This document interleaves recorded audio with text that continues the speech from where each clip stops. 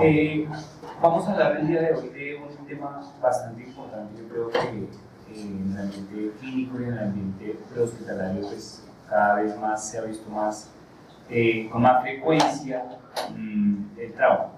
Digamos que de nuestra labor, de nuestro día a día, pues de pacientes politraumatizados o traumatizados, pues es nuestro pan de cada día. En especial cuando nosotros pues, interactuamos en un ambiente de eventos.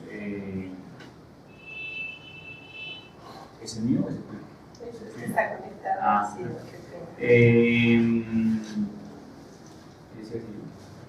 bueno, el tema con referencia a los eventos, nosotros pues, como lo saben casi todos acá, cubrimos bastantes eventos, entre ellos porro, entre ellos eventos masivos en general, Movistar por ejemplo, y otros diferentes eventos. Por lo cual es muy importante que ustedes como técnicos en emergencia, técnicos en emergencia y transportes, sepan cómo es el manejo, digamos que a grandes rasgos, de lo que es el paciente con el enfoque del paciente con trauma. En esta charla, pues, es una charla bastante corta de hecho, intentaremos hacer un abordaje de lo que es desde la evaluación inicial del paciente hasta el enfoque específico dependiendo del tipo de patología, trauma craneoencefálico, trauma de la columna y lo que nosotros nos enfrentamos casi que todos los días, inmovilizaciones del paciente fracturado o el paciente lesionado.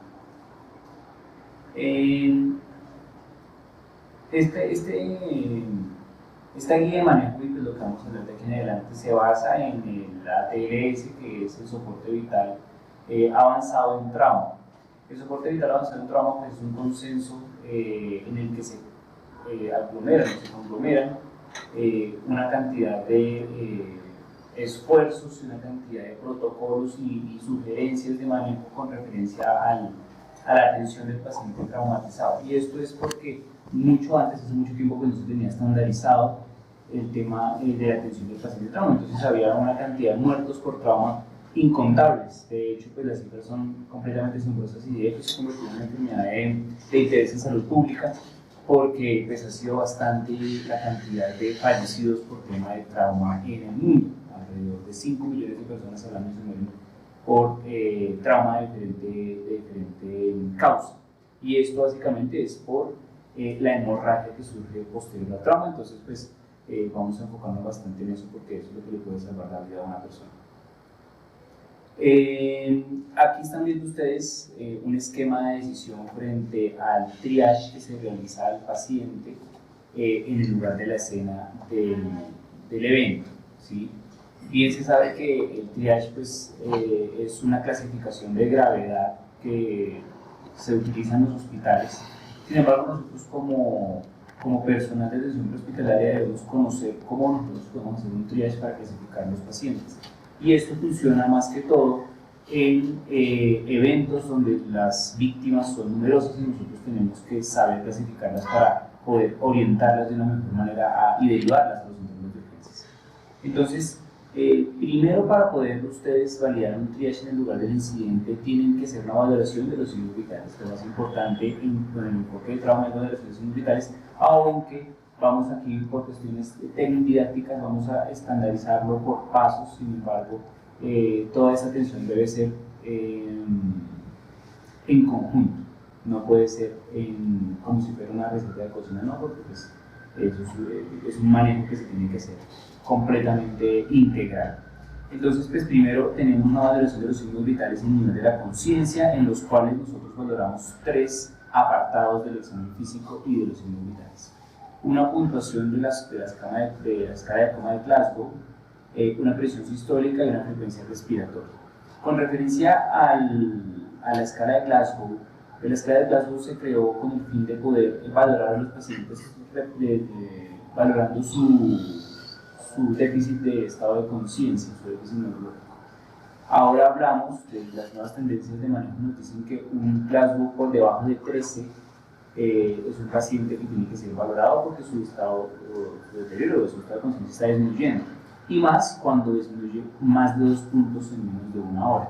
Eso nos trata de decir que el sistema neurológico del paciente está viéndose alterado y está viéndose afectado y se está viendo comprometido a punto de poder llegar a una falla ventilatoria inminente.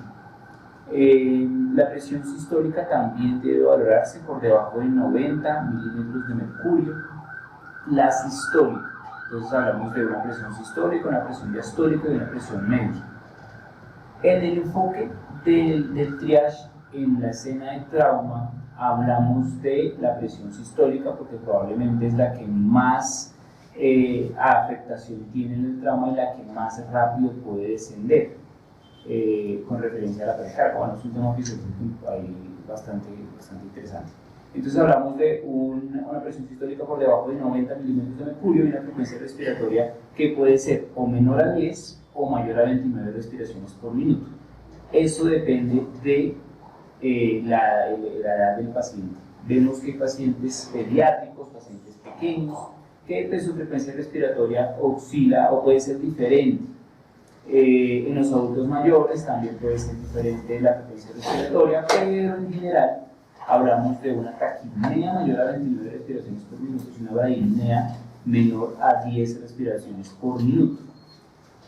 Cuando ya hacemos esta valoración de triage, evaluamos al paciente, podemos decirle o podemos estandarizarlo si tiene o no tiene un triage válido, si tiene o no una inestabilidad hemodinámica, porque todo esto, estas clasificaciones, pues son de inestabilidad hemodinámica.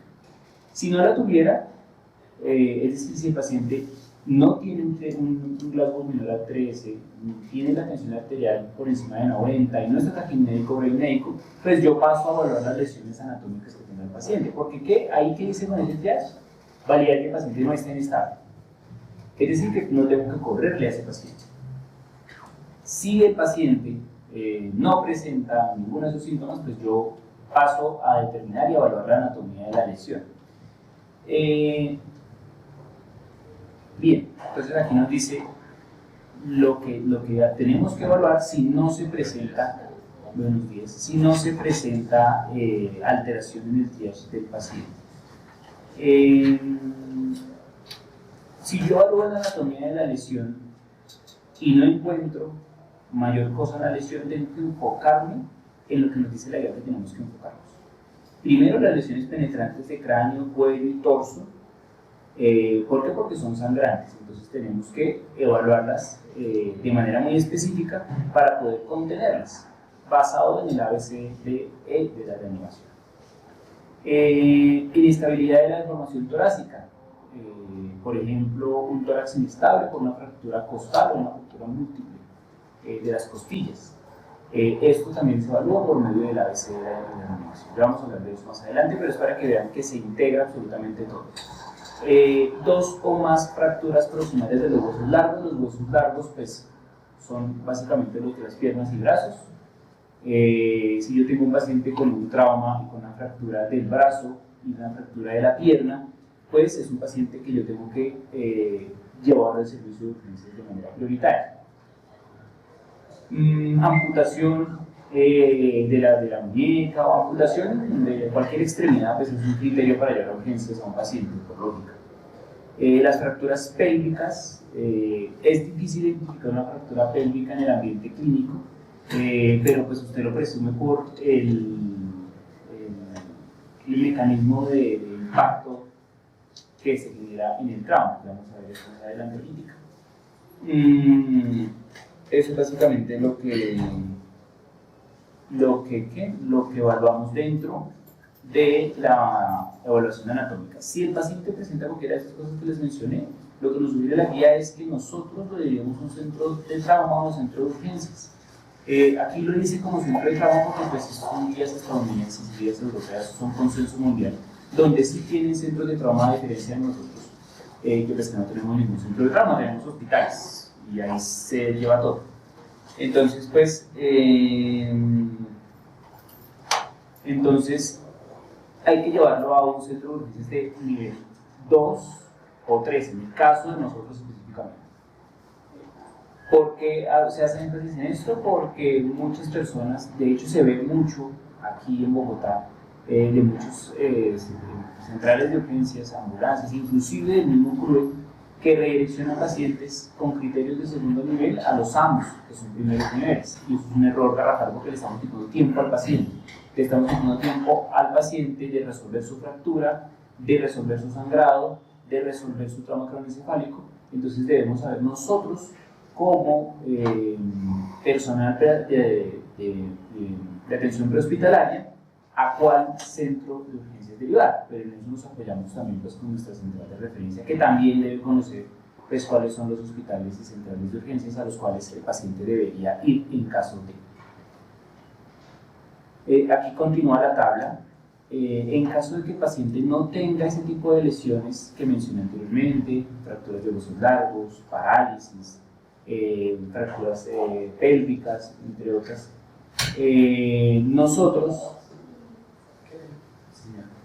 nosotros evaluamos el mecanismo de trauma o el mecanismo en el que se generó el impacto.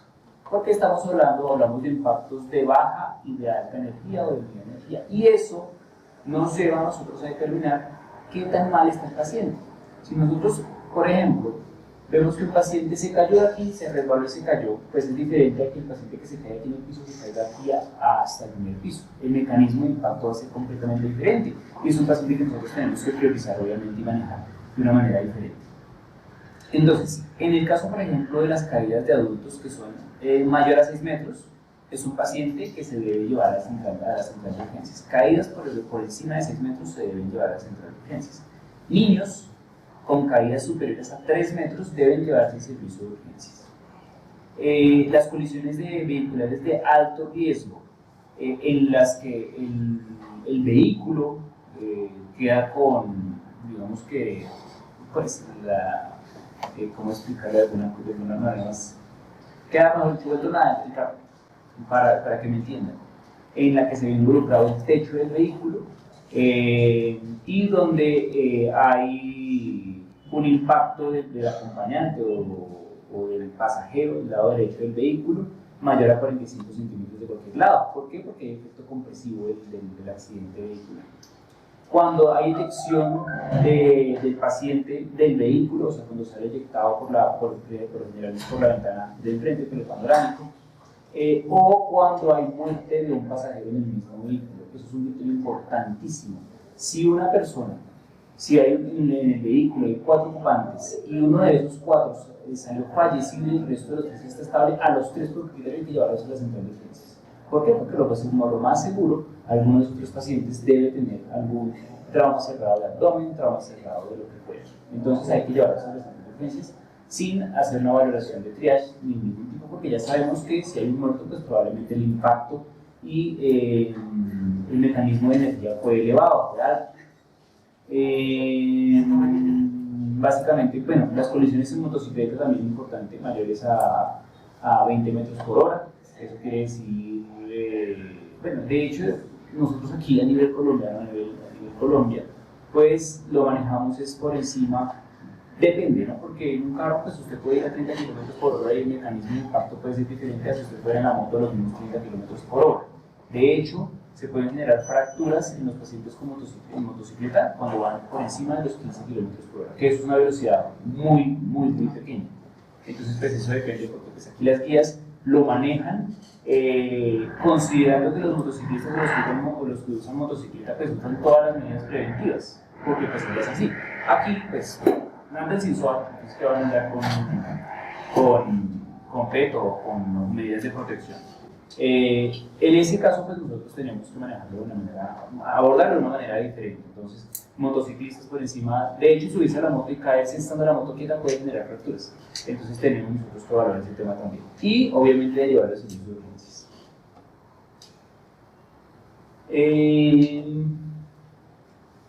Aquí nos continúa pues, la guía con referencia, o bueno, el esquema de triage en torno a la evaluación de los pacientes, que digamos que tiene una consideración especial dentro del contexto de trauma. ¿Cuáles son los pacientes que tienen, digamos que, una atención especial, una atención específica? Los pacientes adultos mayores, los niños, los pacientes que usan anticoagulantes de cualquier tipo y los pacientes quemados y embarazadas, las mujeres embarazadas. ¿Por qué? Porque son personas que por su condición clínica, pues su fisiología o sus mecanismos de compensación van a ser completamente diferentes y entonces pues el riesgo de muerte aumenta. En un paciente adulto mayor el riesgo de muerte aumenta más o menos 5 veces más de lo que aumenta en una persona adulta y más si es mayor a 55 años. Entonces pues eso genera cierto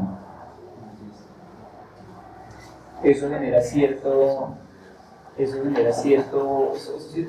que hay que ponerle atención a ese tipo de cosas, las personas adultas mayores a 55 años, las personas que son hipertensas, ¿cómo está? Las personas que son hipertensas, que se conoce el antecedente de la hipertensión, cuando usted le toma la tensión y tiene la tensión sistólica por debajo de 110, es un paciente que probablemente esté entrando en choque.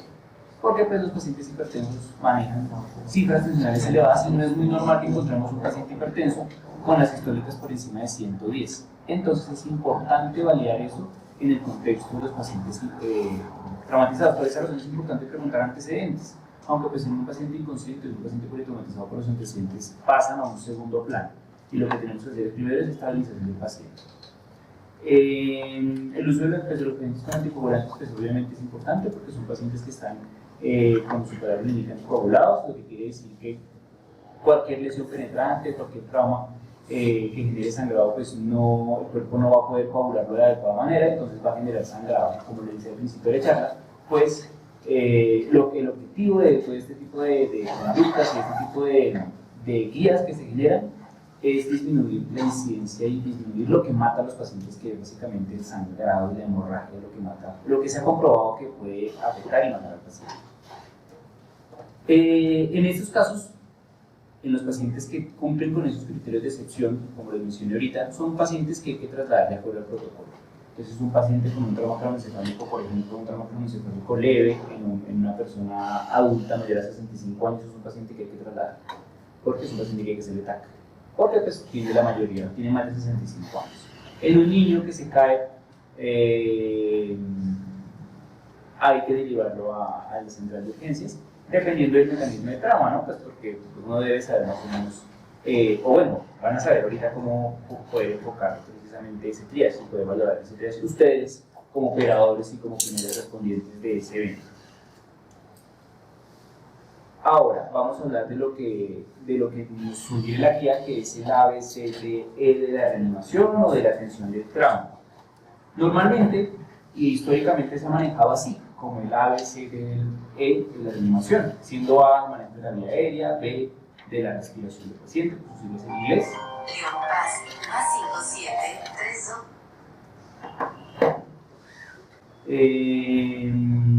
La C de circulación, la D de déficit neurológico y la E de efectos ambientales y exposicionales.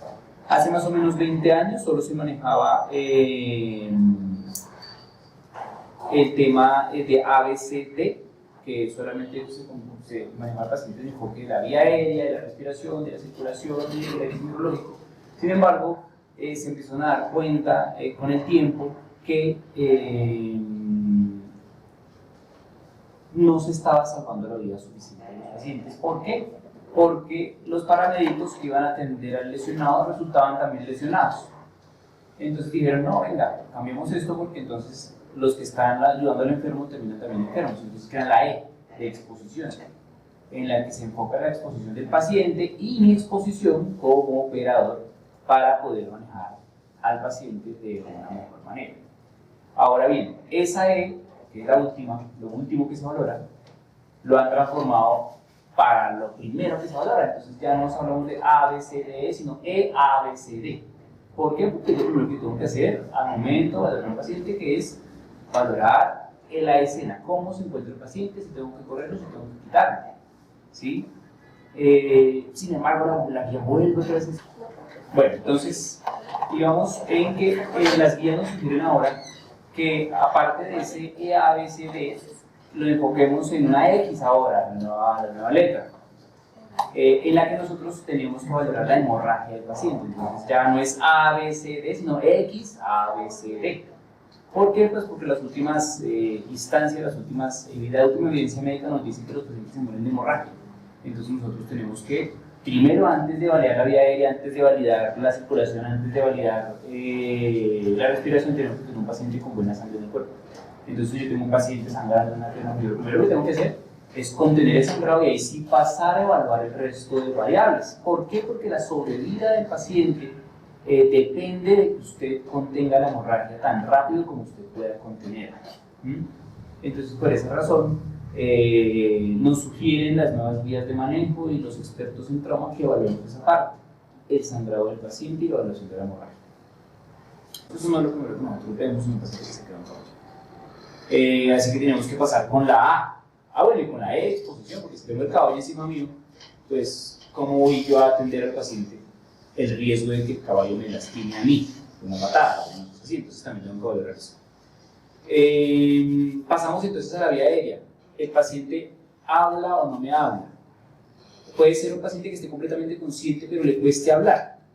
Es un paciente que tiene compromiso de la vía aérea ya per se, ¿sí? Si el paciente usted le habla y dice me siento enfermo, es un paciente que puede respirar por sí mismo. Entonces es un paciente que tiene su vía aérea permeable y garantizada. Pero si hablamos de un paciente, por ejemplo, que le cuesta hablar, ¿sí? Digamos que no se le dio un caballo, usted lo encuentra tirado ahí, y es un paciente que le cuesta hablar como que algo de fonación pero no logra expresar articulación, se tiene que buscar cuerpos extraños dentro de la cavidad oral. Pero usted, por protocolo, puede sacar esos cuerpos extraños mientras los vea. ¿Sí? Si usted ve en la boca del paciente un objeto y lo puede sacar, sáquelo. Si no lo puede sacar, no le meta la mano, porque va a meter más el objeto hacia adentro. Entonces, no lo haga. Solamente extraiga el objeto si puede sacarlo por medio de una pinza, por medio de la mano, obviamente usando guantes de la boca del paciente. Si el paciente no habla, no responde, pero sí respira y sí tiene pulso, es un paciente que no está en parada cardíaca, pero es un paciente que tiene una alteración del estado de conciencia. Entonces ahí vamos a valorar la escala de coma de Glasgow. Si es un paciente que tiene alteración del estado de conciencia y es un paciente que no responde al llamado, no respira y no tiene pulso, es un paciente que está en parada cardíaca y hay que comenzar maniobras de reanimación. En su caso, maniobras de reanimación básica. ¿Sí?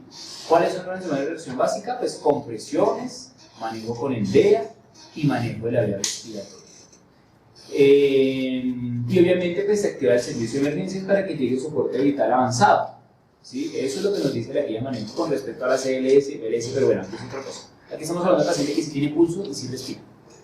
Entonces hablamos de una alteración del estado de conciencia y tenemos que valorarlo por medio del Glasgow. Bueno, aquí vemos en la pantallita, vemos la posición del paciente politraumatizado en la ubicación de la tabla de sujeción. ¿Sí? Es muy importante que ustedes sepan cómo se pasa el paciente a una tabla de las rígidas, ¿sí? Porque de ustedes depende que el paciente se refracture o no, de ustedes depende que el paciente se muera o no, porque ustedes pueden tener un paciente con una fractura de cadera, por ejemplo, y si lo pasan mal a la camilla, lo van a refracturar más, va a generar émbolos grasos y va a ser un TEP por la culpa de quien lo pasó a la camilla, ¿sí? Entonces eso no es de tomárselo como de una manera muy jocosa de que pasemos al paciente, no, eso tiene un protocolo para paso al paciente de piso a camilla, de tabla a camilla y de camilla a camilla. No es como si fuera un bus de papa o lo que fuera, no. Eso tiene su protocolo de atención y eso garantiza la sobrevida del paciente. Entonces tienen que saber cómo pasar al paciente en camilla por medio del paso del paciente en bloque, se llama eso, ¿sí? En la que ustedes deben saber eso porque yo los he visto cómo lo hacen en polo, que es el paso del paciente en bloque, en el que ese paciente se pone completamente en posición acostada, con la boca hacia arriba y se hacen movimientos completamente exactos para poner la tabla. No hay que muevo la cadera primero y luego muevo el codo, no, es completamente en bloque para poderlo pasar a la tabla y luego sí a la camilla. Y eso se llama protocolo de trauma aquí en Colombia. Bien. En los pacientes, por ejemplo, en los pacientes que no tienen casco de motocicleta, pues bien, pero en los pacientes en los que tienen un casco de motocicleta, muchos dicen, no le quite el casco. La guía dice, quite el casco del paciente. ¿Por qué? Porque si tiene la vía aérea obstruida, ¿usted cómo puede manejar la vía aérea con un casco puesto? Si, por ejemplo, el casco está puesto y el cinturón con el que apretan está apretando el cuello, pues el paciente va a poder respirar. Entonces, la solución es quite el casco, pero mantenga la movilidad intacta de la columna vertebral. Para eso hay un protocolo que ya le voy a explicar cómo se hace. Requiere la ayuda de 2 personas para poder sustraer el casco de un motociclista. En los casos que el paciente pues, no tenga casco, pues lo ideal es colocar el collarín, dependiendo del impacto del trauma, ¿sí? Por lo general, todos los pacientes que se caen, por ejemplo, de un caballo y que no pueden levantarse, lo que se presume inmediatamente es que tienen compromiso de la columna. Entonces, en los pacientes con compromiso de la columna hay que ponerle de un collarín. Pero el paciente, por lo general, eso pasa mucho, por lo que el paciente se cae y se levanta. Si se levanta es porque no tiene compromiso neurológico para nada. O sea, si usted ve al paciente de pie, ya sabe que el ABCD está completamente indemne. Respira por sí mismo porque se paró. Obviamente la vía no está comprometida, la vía de respiración respira bien, la circulación está completamente indemne porque se paró y caminó. Y déficit neurológico no tiene porque no está inconsciente. Entonces ya está hablando del ABCD mientras el paciente está de pie. Bien.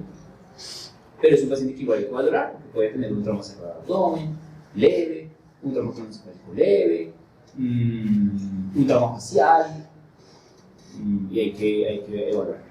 Ahora hablamos de la B de ventilación. La B de ventilación nos habla sobre cómo evaluar la respiración y ventilación del paciente.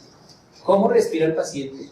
Es decir, si es taquipnéico o braquimédico, respira con dificultad, jadea, y cómo se ventila el paciente. Cómo nosotros vemos que el pulmón se expande y la caja torácica se expande hacia afuera y así mismo se comprime hacia adentro, garantizándonos funcionalidad adecuada del pulmón.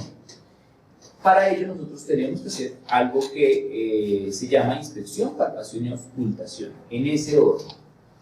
Yo tengo que desnudar, por supuesto, al paciente, tengo que quitarle las prendas al paciente para poder ver el pecho, y así mismo tengo que inspeccionar el pecho del paciente para mirar que la expansibilidad torácica sea simétrica. Así yo descarto que no haya un neumotórax, atención, o fracturas costales que están generando una compresión del pulmón, ¿sí? Después de eso yo hago palpación de los arcos costales con el fin de determinar que no haya fracturas costales. ¿Por qué? Porque si hay fracturas costales, lo más seguro el pulmón esté perforado y entonces está haciendo un neumotórax o un neumotórax, ¿sí? Y las laceraciones traqueales, que pues las laceraciones traqueales y faríngeas pues son laceraciones muy poco frecuentes y que cuando se presentan pues ya el paciente ha perdido la vida, porque pues son laceraciones que se producen cuando son de alto impacto y el paciente muere en la escena al momento de presentar este tipo de laceraciones traqueales o faríngeas, por lo general faríngeas. Reconocer el estado dinámico de la vía aérea, si el paciente respira, como les dije, si respira bien, si respira mal, cómo respira, y las lesiones que pueden afectar la vía aérea, si es un paciente quemado, si es un paciente que se tuvo un trauma y se golpeó el cuello, si tuvo trauma torácico, si tuvo cualquier trauma que haya comprometido la vía aérea, desde las narices hasta el pulmón. Importante nosotros poder determinar y evaluar neumotórax. La característica, la vamos a ver ahorita más adelante en el trauma de tórax, cómo se identifica el neumotórax y las características del neumotórax, pero es importantísimo saber cómo el paciente tiene neumotórax, porque si yo lo empiezo a ventilar mucho, le empiezo a dar presión positiva al paciente, el pulmón colapsa y lo va a terminar jodiendo más de lo que ya está. Entonces es importante poder saber cuando el paciente tiene neumotórax para yo poder limitar esa capacidad ventilatoria y respiratoria, porque por el hecho de que yo le ponga una máscara y le empiece a dar respiraciones por AMBU o por una máscara de inhalación, le estoy poniendo presión al paciente y eso va a generar daño al pulmón. La evaluación de la circulación, con la letra C, nos habla sobre la identificación y el control, la circulación y control de las hemorragias. Entonces lo primero que tengo que hacer es identificación de la hemorragia. Muchas veces nosotros vemos por sí la hemorragia del paciente, porque la vemos por el sangrado evidente de las heridas, ¿sí? Hay que evaluar si el sangrado es rutilante, es decir, que es un sangrado que venga de origen, por ejemplo, de la pierna, del cráneo, que sangran mucho, y que se asocie a hipotensión. Sin embargo, la hipotensión es un mecanismo que se ve afectado muy tarde. Entonces es algo que se evalúa de manera inmediata en los pacientes que tengan riesgo de hemorragias. Hay que ver el nivel de la conciencia y la perfusión cutánea, ¿sí? Y el pulso. ¿Cómo se vive? Pues el nivel de la conciencia obviamente por la escala de Glasgow, aunque pues usted puede verlo si responde o no responde, si está somnoliento, si está estuporoso, solo puede ver si ni siquiera es el Glasgow. Y la adecuada perfusión cutánea. Usted mira los dedos, si están perfundidos, mira los labios, si están perfundidos, aunque la cianosis periférica no es un signo que sea muy fiable de ver en los pacientes, porque muchos pacientes que tienen trauma inmediato pues no hacen cianosis, la cianosis la hacen hasta 3 horas después del trauma, inclusive 5 horas después del trauma, entonces no es algo que se vea de manera inmediata. ¿Qué hay que hacer en esos contextos de la evaluación inicial? Cuando usted está viendo al paciente sangrando, haga compresión manual directa, no ponga torniquetes, haga compresión manual directa. Ya te explicó digamos que la contraria con respecto a los torniquetes. Sin embargo, pues es una actividad que poco a poco se está haciendo más en desuso. Hay que garantizar un adecuado acceso venoso. Es importante garantizar un acceso venoso. ¿Por qué? Porque aún así usted siendo técnico en emergencia con apoyo de médico, sin apoyo de médico, se tiene que garantizar un acceso venoso, porque si el paciente le pasa algo, usted tiene que pasar líquidos, al menos sostenerlo de alguna manera mientras usted llega a servicio de urgencias. Entonces tienen que garantizar un acceso venoso. ¿Cuál acceso venoso? Usted no le puede poner un Gelco 20 al paciente contra un pobrecito porque es que le duele. No, usted tiene que ir de manera agresiva con un Gelco 16, 14 para garantizar una adecuada hidratación del paciente. No puede ponerse con unidades de que venga un catéter 24, no. Porque pues no, imagínese, usted va a quedar todo el día esperando que le pase un bolo de 250 cc y pues ese no es el efecto. El volumen es muy importante de definirlo. Muchas guías nos dicen, oiga, arranque el manejo con un bolo de 1000, póngale 1000 al paciente. Nosotros le decimos, no le ponga 1000 al paciente porque eso es un problema importante, mejor empiece de a 250 en 250. ¿Por qué? Porque pues, si usted comienza a darle líquidos de manera agresiva al paciente, comienza a dilucionarlo. Es decir, que la sangre comienza a bajar y aumenta el volumen de líquidos y entonces eso es perjudicial para el paciente. Así que la reanimación hídrica debe ser controlada mientras llega al servicio de urgencias, mientras se garantiza que tengamos unidades de sangre disponibles para transfundir y ahí sí realizar una reanimación agresiva del paciente, con 1000, con 2000, con 3000 cc de volumen, pero teniendo la seguridad de que voy a transfundirlo en el menor tiempo posible, en caso de que el paciente lo requiera. Ahora, el D de la reanimación, pues básicamente es de déficit neurológico, en la que se evalúa simplemente la escala de coma de Glasgow.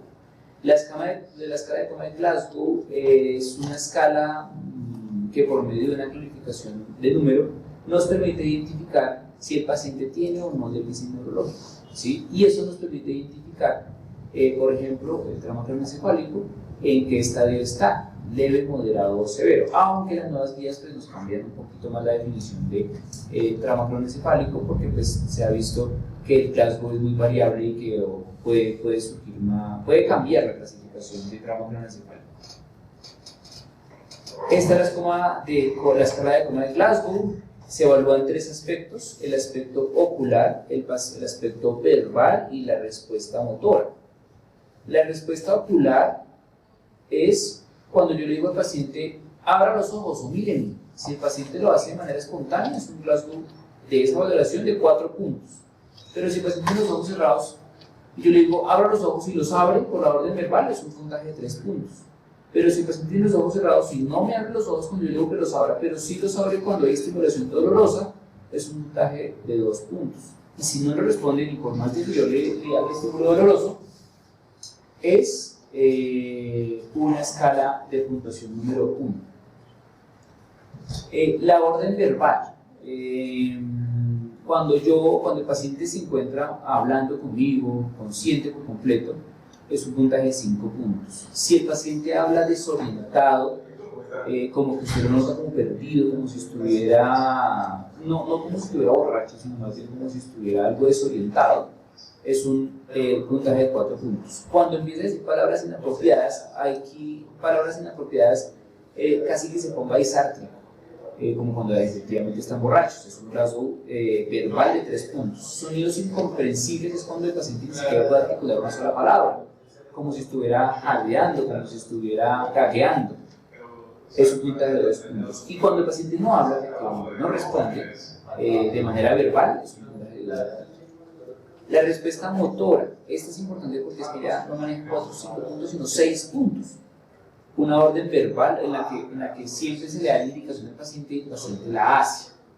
Es importante esto, por ejemplo, en el ACV, para clasificarlo por medio de ACV, porque los pacientes con ACV, por ejemplo, pues si tienen un deterioro del hemicuerpo izquierdo, que si usted le pregunta que levante la pierna izquierda y no la levanta, pues no es porque tenga un Glasgow de 0, sino porque efectivamente tiene un ACV. Entonces usted tiene que saber específicamente cuál extremidad debe usted evaluar. Entonces, por ejemplo, aquí tenemos una orden verbal en la que lo ves y yo le digo al paciente, levante el brazo y él lo levanta, es una clasificación de 6 puntos. Si yo le digo al paciente, señáleme dónde me duele, dónde le duele, es un puntaje de 5 puntos. Si yo, bueno, aquí la parte de localiza el dolor puede ser de 2 maneras. Yo le digo, señáleme dónde le duele, o simplemente yo le genero dolor en alguna parte y él o el paciente lo que hace es generar una reacción de no me toque porque me duele o ponerle la mano deslocalizando el dolor. Retirada de inflexiones cuando yo le produzco dolor al paciente y él hace una retirada normal. ¿Qué es esto? Cuando algo me duele, pues yo hago esto. Esa es la retirada de flexión normal. Cuando hay una flexión anormal es de 3 puntos. Cuando yo le estimulo y el paciente como que hace una cosa rara, eso es una flexión normal. Si el paciente se extiende en vez de flexionar cuando yo le estimulo el dolor, es un puntaje de 2. Y cuando el paciente no se mueve con más estímulo doloroso, es un puntaje de 1. Porque uno habla de extensión o de flexión.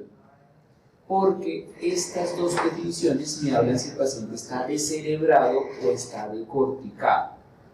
Cuando el paciente está decorticado, va a hacer algo que se llama flexión normal, es decir, va con las muñecas a hacer eso. Va a flexionarse hacia abajo, las muñecas hacen eso, y se inclina hacia abajo y hace eso. Es una flexión anormal, que significa que el paciente está decorticado. Cuando el paciente se extiende de esta manera, es un paciente que está descerebrado. Y pues es una urgencia médica, ¿no? Porque pues, el riesgo de mortalidad es mucho más grande y es importante que ustedes lo puedan determinar. Ahora la E de exposición y control del ambiente. Hay que revisar al paciente. Esto todo es simultáneo, ¿no? No es por paso, esto es simultáneo. Yo tengo que revisar al paciente y retirar la ropa y todos los objetos que tenga el paciente consigo, ¿sí? Si tiene relojes hay que quitarse el reloj porque puede generar compresión del brazo. Si tiene ropa apretada, esos pantalones entubados, toca pues, retirárselos para evidenciar que no haya trauma o haya sangrado en la pierna. Y una vez nosotros tengamos desnudo al paciente o semidesnudo al paciente, nosotros lo tenemos que arropar con manta térmica, con cobija, porque pues él va a ir a una central de urgencias o va a ir a una central de trauma, por lo general reanimación, y en reanimación pues debe estar completamente desnudo, o bueno, con ropa interior exclusivamente, ¿bien? Y hay que mantenerlo monitorizado. En el caso de, por ejemplo, las ambulancias básicas, pues lo que uno esperaría es que tuviera monitorizado al paciente con un pulso oxímetro y con un tensiómetro, para valorar pulso oximetría y tensión.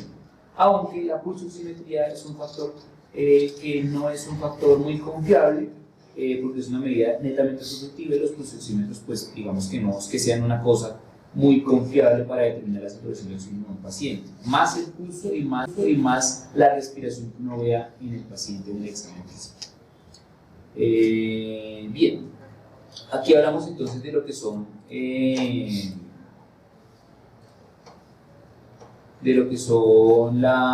los mecanismos de lesión en los que yo tengo que empezar a sospechar alguna patología. Cuando, por ejemplo, el mecanismo de lesión es un impacto frontal, que el paciente va del conductor, es conductor de vehículo y hace compresión e impacta contra el volante.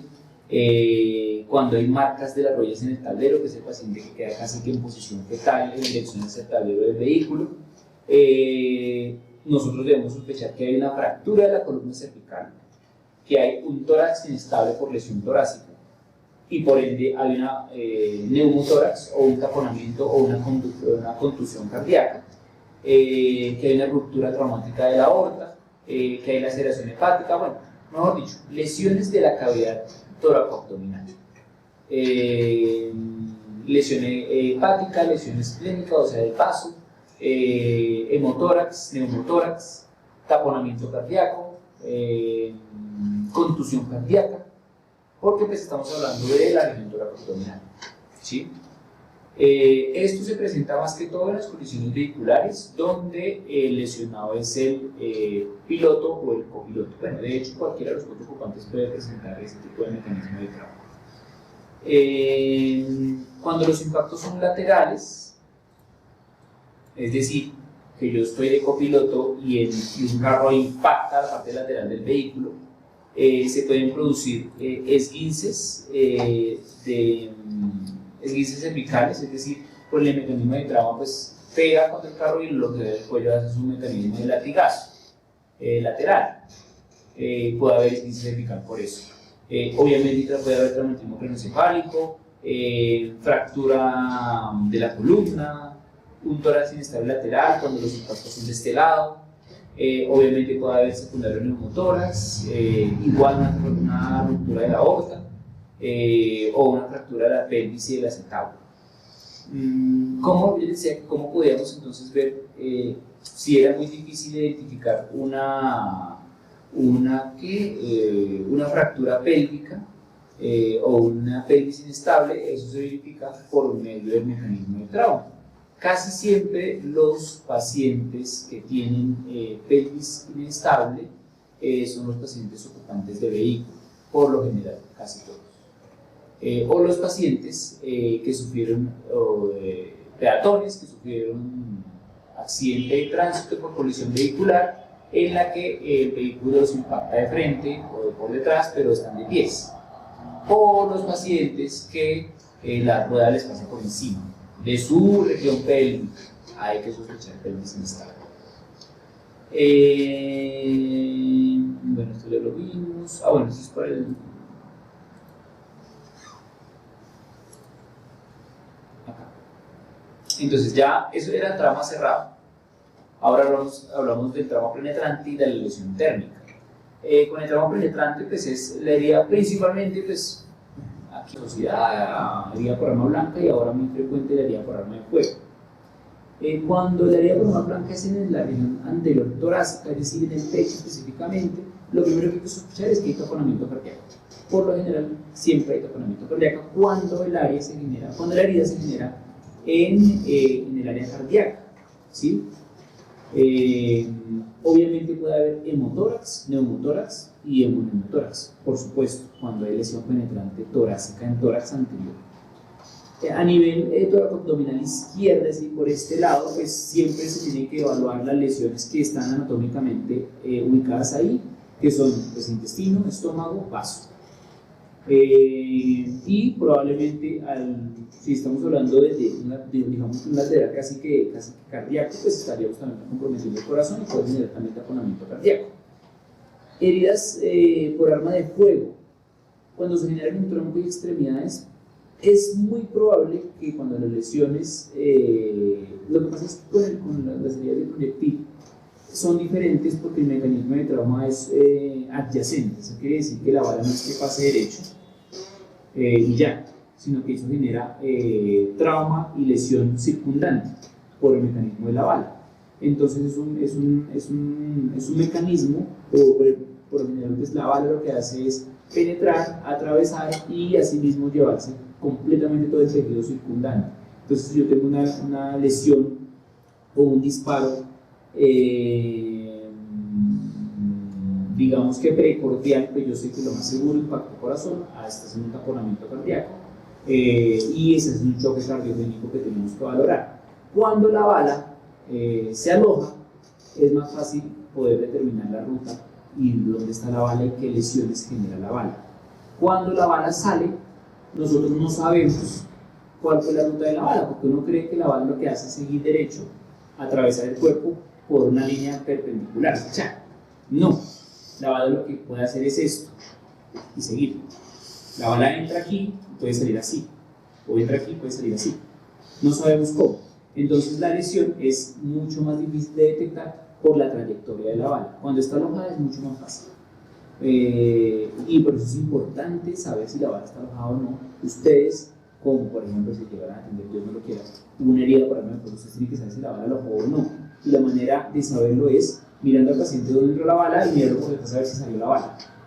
Si yo sé que no hay ninguna lesión ahí, es porque la bala no salió y está ahí alojada. Entonces tengo que minimizar por completo el movimiento del paciente porque la bala puede seguir lesionando el tejido circundante. Entonces tengo que mantener al paciente quietico, protocolo para trauma y llevármelo rapidísimo a urgencias para que lo maneje el equipo de trauma para estabilización del paciente.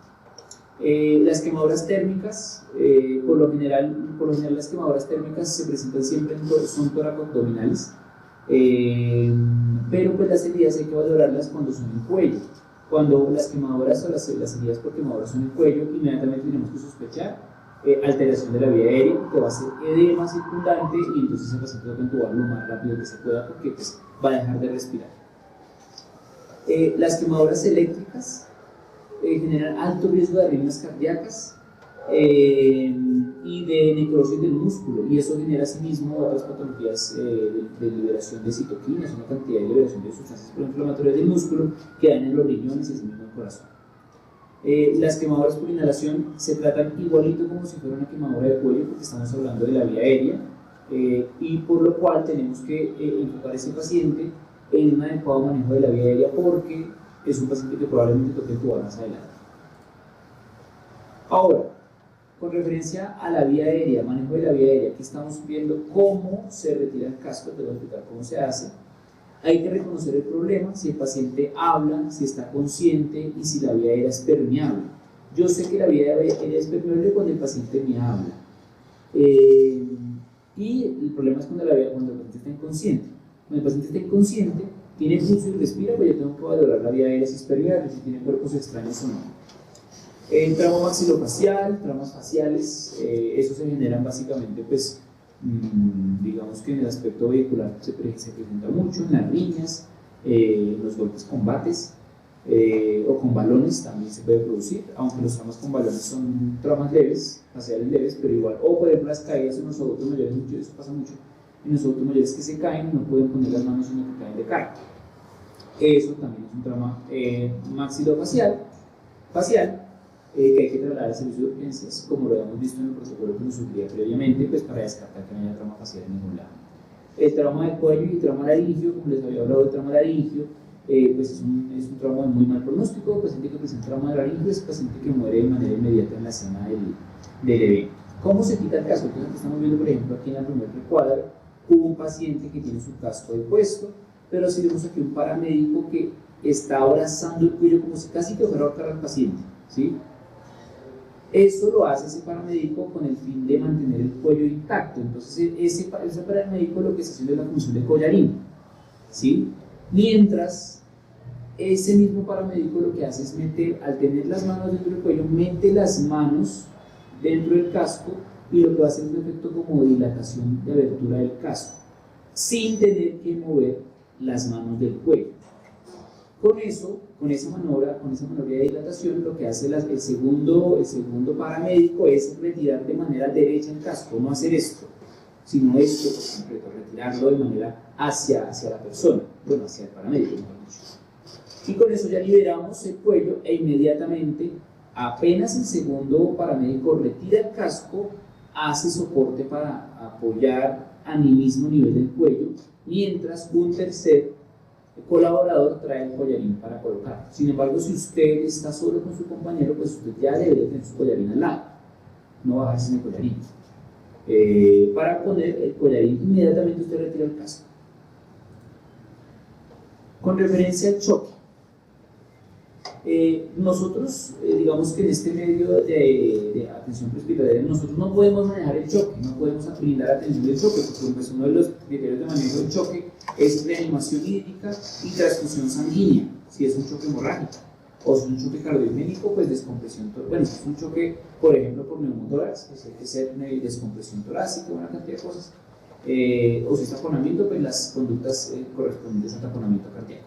Así que nosotros lo que más podemos hacer es evaluar si el paciente está en choque, para poder decirle, cuando nosotros entregamos al mayor nivel de complejidad, si ese paciente está en choque, para que lo evalúen de manera mucho más específica y rápida. ¿Cómo evaluamos que cuando el paciente está en choque? Por la perfusión cutánea, si hay taquicardia o si hay hipotensión. Sin embargo, como yo decía antes, no hay que confiarse mucho de la hipotensión, porque las cifras tensionales pueden tardar mucho en bajar y mostrar hipotensión, porque pues el cuerpo es muy inteligente y lo que hace es mantener la tensión elevada, mantener la tensión compensada, mientras ya no tiene mecanismos compensatorios y se baja. Eso puede pasar horas después. Entonces, el gol estándar para que usted verifique que un paciente alta sospecha de choque es que el paciente tenga frialdad y esté taquicardia. Si el paciente tiene la frecuencia cardíaca por encima de 100 en los adultos, por encima de 160 en los bebés, por encima de 120 en los escolares y adolescentes, y tiene frialdad generalizada, es un paciente que debe o se sospecha choque de origen hemorrágico, por lo general. Bueno, aquí estamos hablando sobre los síntomas de hemorragia por los grados. Tenemos un grado 1, grado 2, grado 3 y grado 4, que es el severo de hemorragia, que nosotros pues valoramos dependiendo de los signos vitales. Ya estamos hablando más de signos. Lo único que nosotros tenemos que enfocarnos aquí es en la frecuencia cardíaca, en la presión arterial, en la presión de pulso, en la presión respiratoria y obviamente en la escala de Glasgow. Vemos por ejemplo en el grado 1 que es una pérdida muy mínima de sangre. Una hemorragia de grado 1 es el paciente que por ejemplo dona sangre, es una hemorragia de grado 1. Un paciente en grado 4 es un paciente que ha perdido casi la mitad del volumen y está completamente inconsciente, ¿sí? Y asimismo pues son las escalas. Como yo les digo, pues digamos que en este contexto no es importante saber qué grado de hemorragia tiene el paciente, sino que lo importante es que sepamos si el paciente está en choque o no está en choque, para poder priorizar la atención a las centrales de urgencias. Ahora, con respecto al trauma torácico, lo que estábamos hablando, pues el trauma torácico genera 3 lesiones, bueno, 4 de hecho. La primera es la lesión por neumotórax, cuando es cerrado por completo. Hay un impacto a nivel torácico que genera que el pulmón colapse y haya fuga de aire que presione el pulmón hacia adentro, y eso genera el neumotórax, que es aire en la cavidad pulmonar, entre la pleura y el pulmón. Cuando hay la perforación, por ejemplo, un paciente que lo apuñalan, la entrada de aire es por medio de esa pistolita que quedó ahí, que está penetrando la cavidad pulmonar, y se genera un neumotórax abierto. Un neumotórax abierto porque hay entrada de aire. Este es un neumotórax cerrado, este es un neumotórax abierto.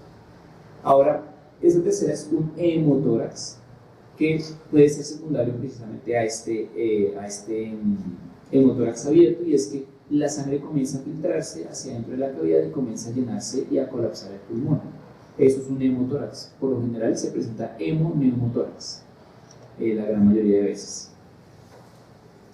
Y el taponamiento cardíaco. El taponamiento cardíaco se produce principalmente por trauma penetrante de la región miocárdica, en la que no se alcanza a dañar el corazón, pero sí una de sus capas, y lo que hace es llenarse de sangre esa capa. El saco pericárdico se comienza a llenar de sangre y comienza a comprimir el corazón, y eso hace que el corazón pese más, y eso produce que el corazón empiece a latir más lento y con más esfuerzo, y eso se llama taponamiento cardíaco. Ahora, con referencia al trauma abdominal. El trauma abdominal podemos hablar de un trauma cerrado de abdomen, un trauma penetrante de abdomen y un trauma por explosión del abdomen. El trauma cerrado es el que se produce por accidentes automovilísticos, en la que usted valora el abdomen y no encuentra ninguna lesión que esté sangrando. El trauma penetrante pues, es el paciente que apuñalaron o que le dispararon, o que tiene exposición visceral. Es un paciente con trauma penetrante, y los traumas por explosión son muy parecidos a los traumas penetrantes, pero pues ya son mucho más agresivos porque son los pacientes víctimas, por ejemplo, de violencia antipersona, víctimas explosivas, que pues el impacto de la explosión genera trauma abdominal. Nosotros pues básicamente vamos a atender son estos dos traumas, el trauma cerrado y el trauma penetrante del abdomen. Ahora el trauma craneoencefálico, bien importante el trauma craneoencefálico. tal vez el objetivo o lo más importante de esta charla. Hay que hacer una revisión anatómica específica del cráneo del paciente. Revisar cuero cabelludo, cráneo y todo el componente encefálico, ¿sí? No solamente la cabeza del paciente, mirar cabeza del paciente, oídos del paciente, ojos del paciente y nariz del paciente. ¿Por qué? Porque los traumas agresivos o de alta energía cerebrales generan sangrado por los oídos, ¿sí? Por ruptura, o sangrado nasal por ruptura de la lámina filiforme. Así que eso genera lesiones y nos puede orientar más con respecto al trauma craneoencefálico. Entonces, aquí nos habla sobre la clasificación de la lesión craneoencefálica por medio de su severidad, si es leve, moderada y severa. Leve cuando el Glasgow está entre 13 y 15, moderado cuando el Glasgow está entre 9 y 12 y severo cuando el Glasgow es inferior a 8. Entonces, siguiendo ese orden de ideas, todo paciente con Glasgow menor a 8 se intuba, todo porque tiene compromiso severo de su compromiso neurológico. Antes era de 7, sin embargo, pues ahora ha cambiado y ahora es 8. Si un Glasgow de 8, hay que intubarlo, ¿sí? Si tiene un Glasgow de 9 o 12, pero, por ejemplo, tiene un Glasgow de 12 y le bajó repentinamente a 10, hay que intubarlo, porque tuvo descenso de 2 puntos del Glasgow de manera consecutiva o sucesora. Entonces hay que intubarlo de manera preventiva. Bueno, eso es por medio de la morfología, sin embargo, pues nosotros no podemos identificar la morfología hasta que no hagamos un TAC. Así que lo único que nos queda a nosotros es identificar si es leve, moderado o severo por medio del Glasgow.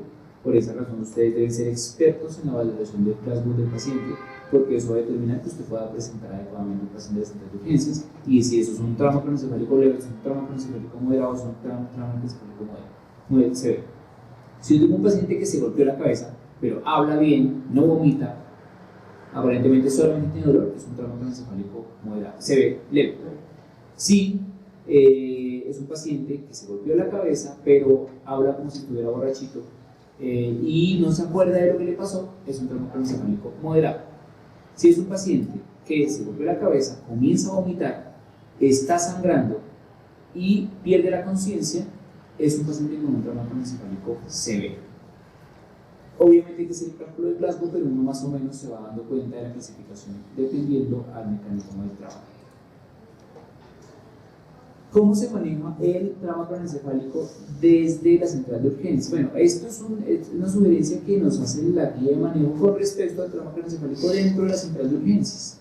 Sin embargo, lo que nos dice aquí específicamente dentro del trauma craneoencefálico, tanto leve, moderado y severo, es haga el examen neurológico, evalúe neurológicamente cómo está el paciente para las 3 determinaciones de clasificaciones del trauma, ¿sí? Porque dependiendo de esa clasificación usted va a saber qué hacer. Cuando es un trauma craneoencefálico leve, usted simplemente lo monitoriza y ve si requiere oxígeno o no requiere oxígeno para saturaciones mayores a 90. Si es un trauma craneoencefálico moderado, se tiene que hacer baja neurológica, es decir, cada media hora, en el caso por ejemplo de nosotros que estamos en un ambiente prehospitalario, evaluar el estado neurológico del paciente cada 10 minutos, mirar si se empeora o si por el contrario mejora, para usted presentar al paciente si es un trauma craneoencefálico moderado o si durante el traslado progresó a un trauma craneoencefálico severo, porque eso puede pasar, que un paciente tenga un trauma craneoencefálico moderado, un pequeño sangrado, pero ese sangrado empezó a crecer, a hacer efecto compresivo y se convirtió en un trauma craneoencefálico severo. ¿Sí? No es que no vaya a pasar una cosa a la otra, o un trauma leve que se convirtió en un trauma craneoencefálico moderado. Así que hay que ponerle mucha atención a los pacientes que tienen golpes en la cabeza, hacer una importante valoración neurológica para así mismo definir el traslado del paciente y a dónde el paciente debería ir o a dónde debo llevarlo, más bien, donde hay disponibilidad de TAC. Todos los 3 tipos de traumas craneoencefálicos, tanto leve, moderado y severo, deben trasladarse a un hospital donde haya disponibilidad de TAC, primordialmente. TAC, aunque puede el paciente requerir resonancia o lo que sea, pero nuestra misión es llevarlo al lugar donde haya TAC, o sea, a un segundo nivel, primordialmente. Trauma de la columna vertebral. Ese trauma de la columna vertebral pues, es importante porque nos habla sobre un paciente que se cae y no se puede mover. Entonces ahí tenemos que hacer evaluación neurológica.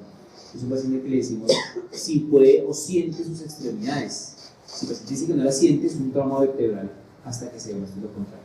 Y usted debe inmovilizarlo en bloque, así como lo muestra esta imagen. ¿Sí? Así tal cual está el paciente.